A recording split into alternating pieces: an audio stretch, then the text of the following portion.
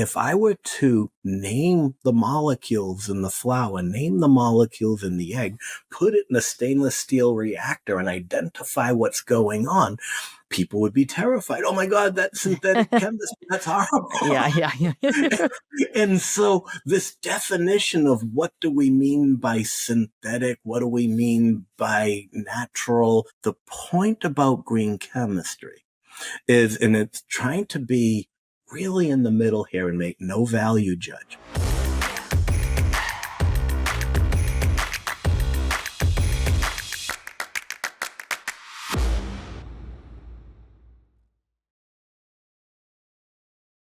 Hello and welcome to another episode of Demystifying Cosmetics. I am pleased to introduce our guest today, John Warner.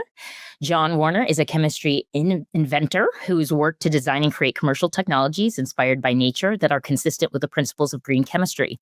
With over 360 patents, he has invented solutions for dozens of multinational corporations and the basis for several new companies, including collaborative medicinal development for ALS therapy, hair print, hair color restoration innovation, collaborative aggregates, and ambient photonics. He is one of the co-founders of the field of green chemistry, co-authoring the defining text, Green Chemistry, Theory and Practice, and articulating the 12 principles of green chemistry with Paul Anastas. He is the recipient of a number of awards, including the American Institute of Chemistry's Northeast Division Distinguished Chemist of the Year for 2002, the Council of Science Society President's 2008 Leadership Award, and the recipient of the 2014 Perkin Medal, widely acknowledged as the highest honor in American industrial chemistry. In 2007, he founded the Warner Babcock Institute for Green Chemistry with Jim Babcock, a research organization developing green chemistry technologies, and Beyond the Nine with Amy Cannon, a nonprofit dedicated to sustainability and green chemistry education. John continues to provide keynote talks with workshops on green chemistry, innovation, the circular economy, and biomimicry, as well as advising several international organizations and currently the founder of the Technology Greenhouse. Welcome, John, to today's episode. We're excited to have you on. Thank you, Jennifer. It's a pleasure to be here. Yeah. So today we're going to talk about the integration of green chemistry into personal care and cosmetic industry, something that I am very interested and a significant advocate of. And who better than the founder of Green Chemistry to speak on this today? So I'd love to start. We do have a relationship. I had the privilege of working with you at the Warner Babcock Institute for Green Chemistry. So while I have heard this story before, and I know you've told it many times, I'd love for the audience to hear a little bit about what first inspired you to explore the intersection of chemistry, sustainability, and basically developing green chemistry. Well, it's a difficult story, so I want to just warn people ahead of time that this is a little difficult. But when I was 27 years old, I found myself probably one of the most successful chemists on the planet. At 27 years old, I already had 50 or 60 patents, about 30, 40 publications, awards, and all kinds of different acknowledgments. My head was this big. I am the greatest scientist who ever lived. And disaster happened, and I lost my 2-year-old son to a birth defect. And lying in bed the night of my son's funeral, I asking myself, I wonder if something I touched in the lab caused this. I wonder if, heaven forbid, something I got an award for. The answer to the question, while that was, bothersome, what gave me anguish was the fact that I couldn't answer that question. And I started reflecting upon, here I have a PhD from an Ivy League university, and maybe a tiny percentage of my education was, how do I recognize a known compound and learn what is known about the toxicity of a known compound. Very small amount of my education as a chemist, material scientist. But if I was going to invent something new, there is zero. And so I realized that we hear all this horrible news about these endocrine disruptors, carcinogens, these materials that are in commerce that are problematic. And we represent it as some kind of epic battle of good and evil between industry and environmentalism. And I realized it's far more complicated than that. It's like, for some reason, the field of chemistry, the only people on the planet, less than 0.1% of the population has the ability of looking at a molecule and manipulating it, and they have no training on how to anticipate negative impacts on human health and the environment. So why do we have all these horrible, disturbing things in commerce? Well, how could we not if the inventors aren't trained? And so I felt this is what we really need to focus on. While there are a lot of other aspects of people working on policies and other things, at the end of the day, we have to look at those who are inventing the Mm-hmm. materials. How do we invent products that just aren't bad for humans or the environment? And so Paul Anastas, who was working at the EPA at the time, and we joined forces and wrote this book and created this concept of green chemistry and the 12 principles. And the idea is this isn't a metric of how to evaluate a product. It is a research tool of how to invent things that just avoid all this problem in the first place. Yeah. And, taking from your career that you saw such significant success early on, how did that help and influence your approach to developing those 12 principles as well as a tool for researchers in developing technologies and new products? Well, it's interesting, if you accept, a general definition of green chemistry as being a technology that has better performance than something else that's on the market, better cost than something else that's on the market, and oh, by the way, non-toxic and safe for the environment. If you accept that as a definition, who wouldn't want it? Right? There's nobody, someone's not going to come to you and say, oh, well, you had me on the performance and the cost, but as soon as you started saying it was not toxic, so Yeah. they realize that, people want this. Hmm. So it's not a crisis of desire. It's a crisis of ability. And if the people inventing don't have the skills, then there's always this adage, if you give a bunch of monkeys typewriters and you give them thousands and thousands of years to do it, and eventually a sonnet's going to come out. Well, in a way, that's what we're doing with sustainability. We're not training people. What are the mechanisms of toxicity? What are the mechanisms of environmental harm? So every once in a while, something comes out as being safe, and everybody just runs to that, says, oh, then let's make every product look like this.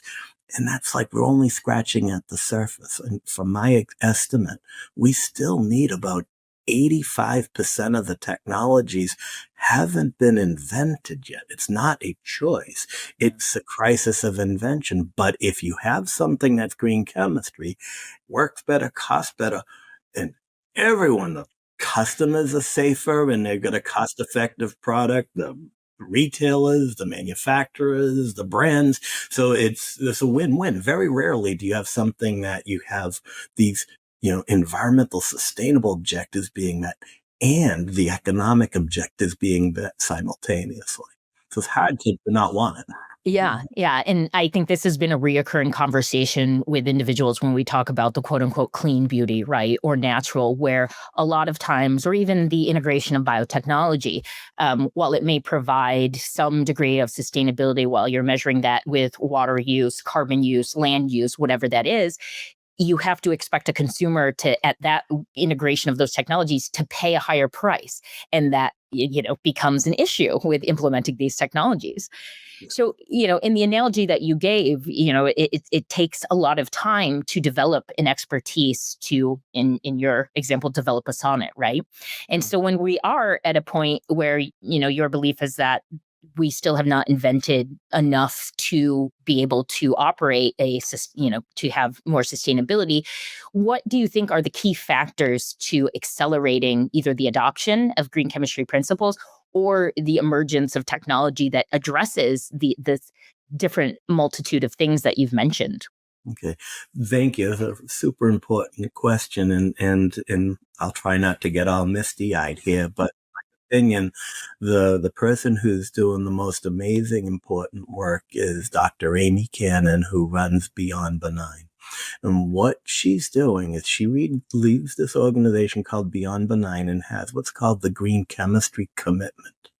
And what the green chemistry commitment is that she asks universities globally that give degrees in chemistry and material science to join this commitment to change the curriculum, to make sure that anyone who graduates from that university with a degree in chemistry and material science has learned about the 12 principles of green chemistry, have learned the skills of mechanistic toxicology and mechanistic environmental damage, so that wherever they go, wherever they work in the future, when they invent things, it'll get better.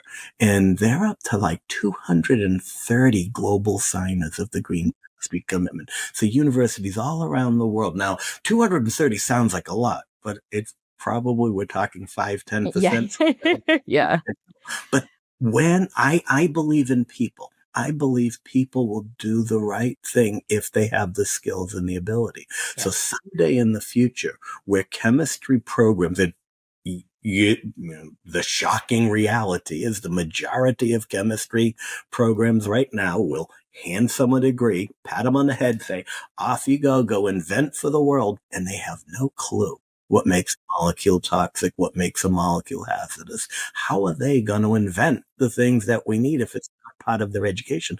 But imagine a day when every university just sees this as obviously a logical thing. First, do no harm. When if you're going to make a molecule, you have a moral and ethical responsibility to do it well. And obviously, the whole point of green chemistry is it's not compromising, profits for those who are interested in that aspect. Yeah. And I believe it was you that we once had a conversation many years ago where you brought up a very good point about people like engineers and architects, right? They have to take a skills test to demonstrate that their knowledge and their capability. However, in designing molecules, chemistry technologies that are broadly used by humans, there really is no test other than having that degree, right? That you have to demonstrate proficiency. And even to get that degree, there is no demonstrated proficiency of toxicity or environment. So exactly, doctors, lawyers, teachers, nurses, architects, engineers, all have to maintain licenses throughout their whole life. And so part of the concept of green chemistry is not just, hey, I've learned the skill, but it's a commitment to learn what did we find out last year? What do we now know about mechanisms of cancer we didn't know 2 years ago? What did we learn about environmental hormones or things like that? And so it's a commitment to always be engaged with that body of knowledge, so that, because it's a moving target, Yeah. can't rest. Yeah. So before we dive into a little bit more on specificity in terms of green chemistry and beauty, I do want to ask, are you optimistic for the future because of the exposure of, it's funny and no pun intended, but the exposure to information, right? I think when I was growing up, things like LinkedIn didn't exist. And so it was a very narrow focus, what I thought my degree could be applied to. And the jobs that I thought I could get were really just what my parents' friends did, right? Or what the industry that I grew up with. I grew up in a very, blue collar working community. And so what I believed I could do with a chemistry degree was very much, industrial chemistry, and industrial chemistry in the sense of I'm going to make solvents to dissolve plastic, right? Or adhesives, and not necessarily the exposure like we have now to things like cosmetic degrees and formulation, emulsion technology. Are you optimistic that with the exposure of an interest in social media and information and access to it, that, there will be more broader adoption of the principles of green chemistry and this commitment to? I have to be optimistic. Yeah. Obviously, there, there are all kinds of terrifying things going on with information in our relationship with facts and things like that. But I feel it's one of these messages that once heard and once understood is kind of irresistible. Imagine, when people go to a middle school class and want to dazzle them of the magic of chemistry. Someone gets up and lights something on fire. Yeah. Ooh, now, if we're attracting people who want to light things on fire and blow things up, there's already one mistake. But the other thing is that worked in the 60s and the 70s. But that middle school kid's Game Boy cell phone is making far more awesome explosions than that little puff of brown stuff that's happening in front of the thing. But imagine saying to a group of people, If you become a chemist and you learn green chemistry and you're pouring beakers and flasks in a lab, and if you get something right, hundreds of thousands of people you will never meet are no longer exposed to a hazardous material because you figured it out. What could be more empowering? What could be a better way to spend one's life? And so I think when people realize, wait a minute, chemistry isn't just the problem. Yes, we know there's a lot of history of the problems. It's also the only path forward for the solutions. And so when someone says, wow, I can be part of that, who wouldn't want to do that? But I don't think they're hearing the message, unfortunately. Yeah. And so now, moving into a little bit with the cosmetics and beauty, and I think why this industry is relevant is because oftentimes it's seen as the lowest burden of entry. Right? There's not a lot of regulatory constraints in terms of new ingredients, not a lot of oversight, not a lot of long-term studies, and so when you think about the hazards that exist within personal care and cosmetics, there's a lot of debate, but it's also a kind of a unknown and maybe blissfully ignorant area where you're looking for one primary outcome, and that's an aesthetic. And so how you get there is maybe a little less important. But how do you feel green chemistry specifically applies to the beauty and personal care industry? Okay, that's a super important question. And I feel, when we look at medicines and pharmaceuticals, we're trying to cure people. We need the way that we make those molecules and how we administer those molecules not to create harm in our efforts to cure people. Okay. And people kind of get that. Okay. Yeah. We don't want to have a toxic drug that's being, but when we think of cosmetics and personal care, and we think of the well-being of humanity and our whole relationship to ourselves and our sense of self-worth, the things that we're applying to ourselves that we're trying to, from physical and mental and emotional health purposes, to think that those could possibly be doing damage when we're trying to just make things better is really, really pretty horrifying. But the other problem is that, I've been working at this for a very long time. I think the one of the problems we have is there actually is a lot of testing going on, but there are two problems with testing. Number one, we can't do human testing. That would not be cool. We can't really do animal testing, so that can't be cool. And so we have these enzymatic assays and these things. And there are a lot of people who disagree. Does this truly predict what it's going to do? And so the only time we really find things out is after a disaster, after long-term exposure, we find this thing here.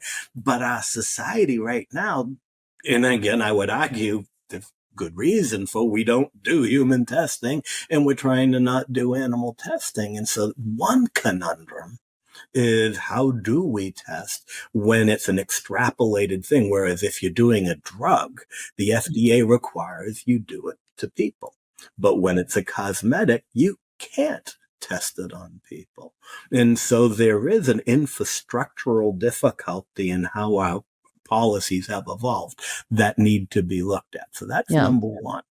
Number two problem is if a company, a major multi-brand company, the CEO says by 2030, we're going to reduce the energy costs by this much of our products.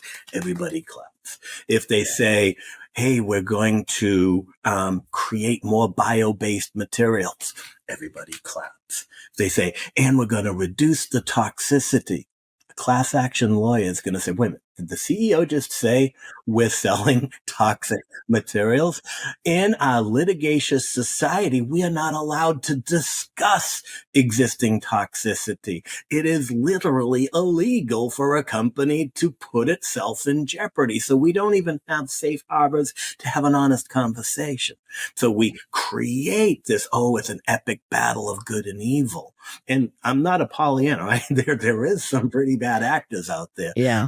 But the vast majority of people are just trapped in this weird system where we have a litigation society that doesn't allow us to have an open discussion. And then when we say, okay, let's do the right thing, no one's quite sure what the right thing is. Yeah, exactly. So Yeah. it is difficult, and nothing in my opinion is more important. We've got to figure this out, but there are no easy answers. No, I think this has been a conversation in terms of, I had a guest on who does regulatory, and kind of the objective in centralizing certain responsibilities becomes problematic, right? Where it's like, well, let's have pre-market approval. Well, who's going to be responsible for that? And it becomes these very complex, I think, questions that involve more than just stakeholders. And then, we operate in a capital society, and it's also very litigious, right? The people that are suing because of false claims are really the ones that also drive a lot of safety and substantiation. So it's a difficult and complex issue. So I appreciate you weighing in on that. Um, I think this leads nicely into, what are some of the common misconceptions about green or clean beauty that, green chemistry can address? When you talked about we're going to do more bio-based materials, that this to me has been, I think, the most problematic when it comes to talking about clean beauty, as people just constantly associate just plant-derived materials to safe, right? And synthetic to bad. Exactly. And again, this is where the whole concept of information, and why I applaud you and your effort to have this podcast, because information and knowledge is everything. And there is so much confusion when it comes to natural and biopolymers and things like that. What's really interesting is, I was giving this some thought the other day. Is, let's say I'm going to make homemade pasta. Okay, so I'm going to get some flour, and I'm going to get some eggs, and I'm going to get some water. I'm going to mix it up, and I'm going to heat it up. And now I'm going to make the most delicious pasta that you've ever had. And you're going to come over to my house, and you're going to eat, "Ooh, this is very good, John." And you're going to see, this is very natural. I made it from scratch. I made it from eggs. But interestingly enough, if I were to name the molecules in the flour, name the molecules in the egg, put it in a stainless steel reactor, and identify what's going on, people would be terrified. Oh my God, that's synthetic chemistry. That's horrible. Yeah. And so this definition of what do we mean by synthetic, what do we mean by natural, I think we need to have a better, and so the point about green chemistry is, and it's trying to be really in the middle here and make no value judgment. If you can do synthesis in a factory, but do it safe, with environmentally responsible conditions and non-toxic, and you do several steps, or you extract a material from a plant, green chemistry doesn't make a difference between those, because you can use terrible solvents and create all kinds of problems by extracting a material. And so green chemistry is saying we need to just make sure whatever it is we do it well. But this concept of synthesis, S.C. Johnson had these posters that I used to love, and they showed one was like a rose, and it showed all the chemistry that happens inside of a rose. And you would look at this and you say, oh my God, this is the most horrible chemistry. We would never want to touch these things. And they're all molecular transformations that are happening in nature. Nature has been evolving synthetic chemistry for over 3.8 billion years. The mistake we make is saying, oh, we want chemical free. Oh my God, Everything's a chemical. Exactly. And so, there's a sunscreen that has on the label chemical free. What the hell does that even mean? So Yeah. is that an idea? Is it pure energy that I'm putting on my It's a daughter's new arm? innovation. Yeah. Exactly. And so, but that's how we're manipulating people, bad actors are manipulating people by getting them to say we want chemical free, when no, we want problematic chemical free, but can't verify chemicals. We are chemicals. Air is chemicals. Water is chemicals. And what that does is it distracts people from what the real issue is. We want our products to be safe. And if we talk chemical free, we're going the wrong direction. We want safe, non-toxic products that nurture the environment and don't hurt the environment. Yeah. And I think, part of that you mentioned, which I don't know if a lot of people consider, but when you talk about safe, right, it's not just in the end product. It's safe for those people that are conducting the synthesis, right? You may have at the end a product that is non-toxic, but if it involves, very harsh solvents going in, that becomes problematic to those that are exposed to it, right? Or the people living in the area of these Exactly. things. So Yeah. every single one of the 17 UN SDGs have to be addressed with chemistry. There is no path to the future. And the thing is, we got to realize right now, what is UN SDG number one is poverty. All right.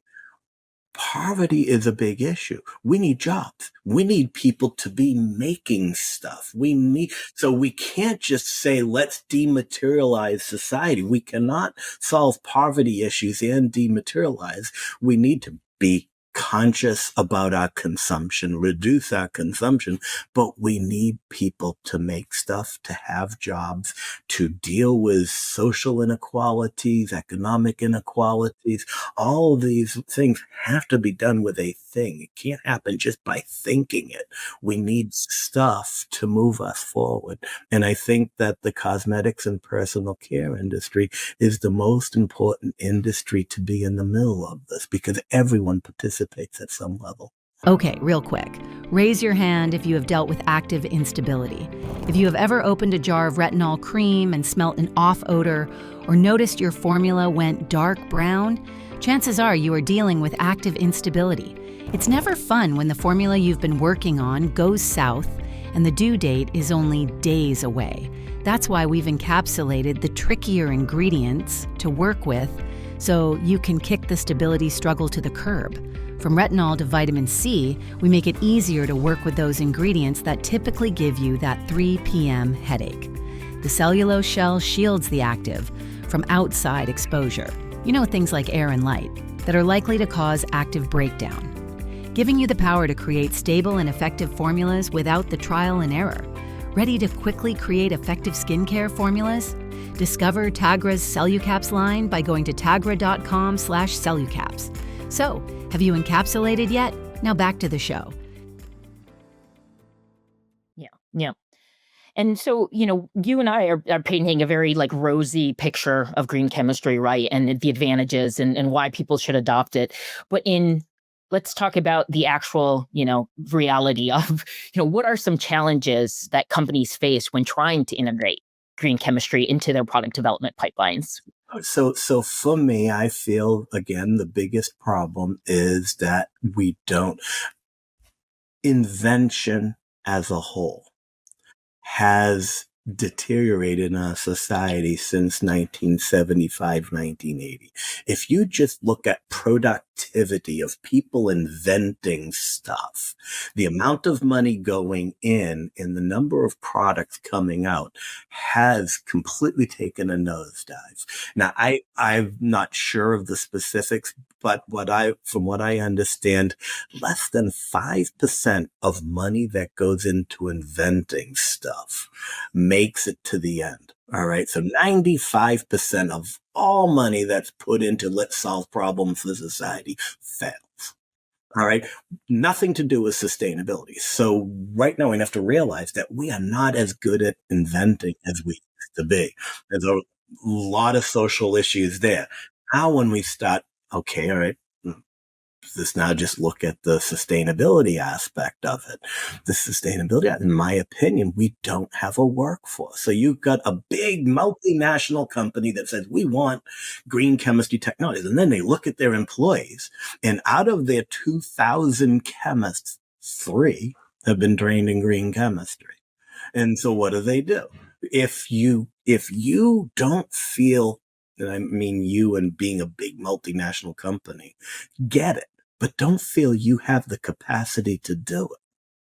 all you can do is get lawyers to fight regulations and stuff like that. So I really do feel once those companies feel that they do have the ability to invent, that their workforce over time gets populated with people that are skilled, or they train their existing scientists, then all of a sudden the world starts changing. Once people realize it's possible, it can be done, and it is possible. There are examples of success. Now, unfortunately, doesn't sell as many, news stories as the failures, but I am super optimistic, but it's about ability.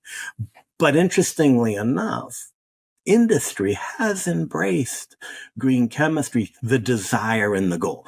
Yeah. Every cosmetic and personal care company, I promise you, has very active green chemistry programs. Yep. Now, the problem is the universities don't. Yeah. And so, again, companies want to hire people that are trained, but the universities are teaching chemistry and material science the way they were, in 1975. Yeah. It's interesting. The field of chemistry has evolved, but we're not changing how we teach it. And that's part of the innovation crisis that I see here is that, if you look at a biology textbook from 1975, and you look at it now, it's like a different subject. Same with physics. Why is it that chemistry, other than the human interest stories, we haven't really changed? And that is really interesting, and I go on for hours, the whys of that. But again, from my perspective, industry gets it. Better performance, better cost. Oh, by the way, more sustainable. But it's their ability to invent it. That's the problem. And so if we can address that, maybe we can start doing it. It's interesting because, like you mentioned that, right? I see it similarly to things like mathematics. I was taught math much different than my son, who's 16, is currently being taught, right? And 2 + 2 still equals 4, but the thought and theory behind it has changed dramatically. And I feel that you're right. It's the same with chemistry. When I add this ingredient, this molecule to this molecule with, a base, an acid, heat, whatever, I'm going to get the same reaction, but how we approach the theory behind it has evolved. And it's so beautiful that it is this weird, we have a society that has biophilia. You say something about biology and people get all soft and you say chemistry, you go, it's like all terrifying. We've got chemophobia and biophilia. And I feel that that's part of the problem. And if you look historically, instead of saying, hey, this product is toxic, this product is problematic, we have, as a society, shifted our focus on the chemistry is toxic, the ingredients are toxic. And in a way, what that's doing is the retailer who's selling you that product, the manufacturer who's making that product, is in a weird way getting a pass, and we're blaming the suppliers. Now, who's actually making the most profit in Yeah. All right. And so I think this vilification of the chemicals, well, I'm not saying they're not at fault. Yeah.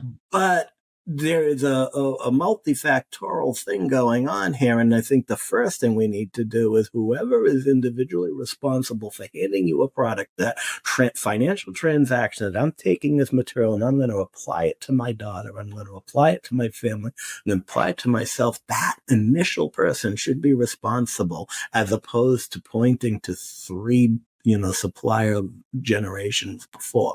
We need to put that responsibility where it needs to be. Yeah. And this leads nicely, I think, into the advocacy and your future vision for green chemistry. This is, I guess, well-timed. The guest that I had on previously is in the packaging world. And part of our conversation was around the development of a lot of packaging, specifically plastic packaging in cosmetics in China, and how that's been kind of vilified. But the reality is that China has honed in and educated individuals to be industrial mechanical engineers, to be specifically package engineers, and the US has a significant gap. And that's, exactly what you're talking about too, is, we don't lack the desire to do this. We lack the ability to have a workforce that is well trained to adapt and to innovate. And so when you think about Beyond Midnight, which you mentioned, which focuses on education, how do you see the next generation of chemistry, hopefully the next generation of chemistry, driving sustainability in beauty as well as other industries? I'm remain super optimistic because, one example is the American Chemical Society offers an accreditation to universities. Okay. It's not it's not a mandatory thing. It's an optional thing. All right. But a lot of universities in the United States, opt to do that. And last year, they added as a primary requirement a working knowledge of the 12 principles of green chemistry. I would argue that that has happened because green chemistry started in the mid 90s. And early adopters of green chemistry are now chairs of chemistry departments. They are now in leadership roles in academia and in these organizations, and they're making these changes. And I think that that's the opportunity is this change. I cannot imagine a downturn. We can discuss what the trajectory is, how fast is it going, but tomorrow is going to be more sustainable than today and next year. And the field of chemistry is moving in the right direction. How fast? I would like it to be faster, but it is going. And it seems, if you look at the signers of the green chemistry commitment for Beyond Benign, it's almost like an exponential growth. It's starting to get out of hand. Some cities are signing on to it. So I can't help but be excited by that. But there's still a long way to go. And you and I talked a little bit before the recording about success and how we view success as I think some people view wealth, right, as profits, and to Mhm. us success may be a little bit different. And so when you're talking about seeing success with the implementation of green chemistry, what is your vision for the future, and what is your ideal state? And so, again, I honestly feel, and we don't have enough time probably to go into this in detail, but right now I feel the biggest inhibitor after knowledge and ability is our investment structure. That right now, what everyone talks about moonshots and everybody talks about, we're going to do it. Let's do it big, and everything has to be big. And unfortunately, that's great for software and for things like that. But for chemistry, it really is an incremental science. And what I want to do is I want to see a company make something less toxic, and then someone else reduce the amount of energy, then someone else makes it biodegradable. And if we can celebrate every advance and as a group of people share those things and incrementally just get better and better and better, we will get there. But if we impose some financial restriction that the only way it's going to be viable is if there is some 1,000x Yeah. return within 3-year exit so that some Yeah. multi-millionaire can get even more money, I worry that I want this to work and I want them to be successful. But given getting products to market that are safer and getting those outstanding returns, I wouldn't want the demand for the outstanding returns to be inhibiting those incremental advances. And right now I feel they are. And that's the problem. And it's interesting because it's tough to monetize certain value add, right? So let's say I create a product that is less toxic, and actually, on average, you're going to see a life extension of 3 years. I think in the long term, right? That means you have a person buying product for 3 more years than you would before, and you multiply that by the multitude exponential, and that is a gain, right? And you talk about how incremental progress can be exponential gain, but it's not viewed like that. It's viewed in a very narrow scope of 3 to 5 year return versus collectively, how do you measure health benefit? How do you measure increase in happiness even, right? If I'm happier, I'm going to buy more. But the thing that's interesting is there's a lot of major brands have a insanely massive marketing budget. Well, they'll get some celebrity, they'll get something. Now, how do you quantify the value of a celebrity? Same thing. So I would argue that we have created in our society ways to market things. If you kind of siphon everything up, it's kind of silly.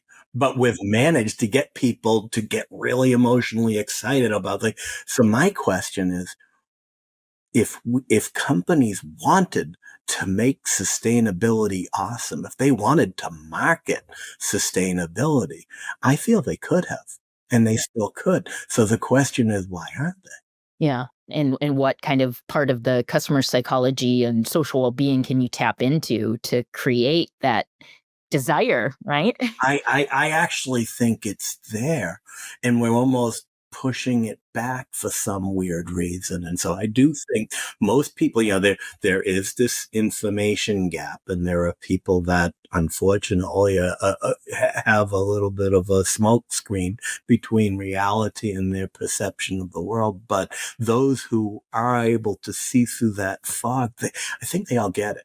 And I feel, to me, the most important thing and is I feel when people's well-being, people's sense of who they are and how they are in their world. And when they wake up in the morning and they look themselves in the mirror, and they look at the products they're using and they say, I suck. Everything I do is hurting the environment, hurting this, hurting that. If you can instead say, wow, by choosing this toothpaste, by choosing this shampoo, by choosing this product, maybe I suck a little less. What could be a more positive gift to give humanity? All right. And why aren't we doing more of that? Why don't we get it? That's really frustrating to me. Yeah. And so I know we only have you for a short time today because you are a very busy man. To wrap this up, I would love to hear what advice you would give to a scientist or an entrepreneur looking to innovate sustainably in the beauty or consumer or whatever industry that might be.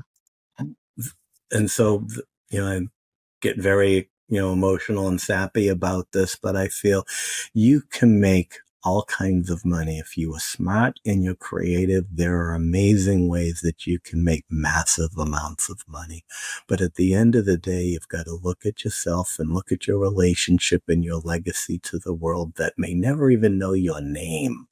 But you have a choice. You can either do things like everybody else and just not give a shit, or you can choose to care. And that decision is yours and yours alone. And so as you look at careers, as you look at job opportunities, you look inside yourself and say, is this something I'm proud of? Is this something that I want to spend my life doing? And if you're compromising and say, yeah, but I want a nicer car, I want a nicer that. If you feel that that's the direction, really ask yourself, is that really what you want to do? Because that legacy is going to last for a very long time. And I do think people care. And I think that people listening to this podcast certainly care. And so as you make your decisions for the careers, the people that you work for, the companies that you work for, if they're asking you to do something that you find morally and ethically wrong, don't do it. I know this may sound macabre, but I was reading or listening to some professional development audiobooks, and part of, how you make a decision at work, to reduce kind of your emotional response really was to do an approach where you write your own obituary and you say, what do I want to be known for? And now I will act accordingly. Mm-hmm. I think it is a little dark, but I think it is. I think it's a very useful. Yeah. Write your eulogy every day. Yeah. Yeah. Well, thank you. It's super insightful, and I appreciate a lot of the sage advice you gave. And I think on potential part 2, we would love to have Amy on and learn more about Beyond Benign and have you speak a little bit more about the education and a lot of your vision for green chemistry. So thank you for your time today. Thank you, Jennifer, for what you're doing. Demystifying Cosmetics is super important. We need the world to learn more. And so thank you for what you're doing and letting me be a part of what you're doing. Thank you. Great. Thank you.